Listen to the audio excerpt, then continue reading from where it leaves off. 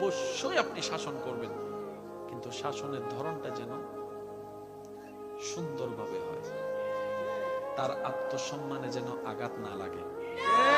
আত্মীয় স্বজনের সামনে তাকে তুলনা দিয়ে বিবেচনা কইরেন না, তাকে তার সম্মানটা দিন। আপনার সন্তান যতই খারাপ হোক আপনি বিচার করবেন, এমন কোন কথা বলবেন না, এমন কোন রাস্তা করবেন না যেন বাহিরের মানুষ এসে আপনার সন্তানকে টানা দেয়, আপনার সন্তানকে ইনসাল্ট করে, আপনার সন্তানকে আন্ডার এস্টিমেট করে। এই সুযোগ দিয়েন না। তাহলে হবে কি, ওই সন্তানের অন্তর থেকে অটোমেটিক মা বাবার প্রতি শ্রদ্ধা উঠে যাবে। কেন যাবে? একটা হচ্ছে রাগ, আরেকটা হচ্ছে শয়তানের তো লেগেই আছে সব সময় বেয়াদবি করানোর জন্য। কথা বলতে হবে, ঠিক না?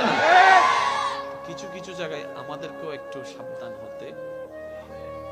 আল্লাহ আমাদের সবাইকে বুঝার তৌফিক দান করুন।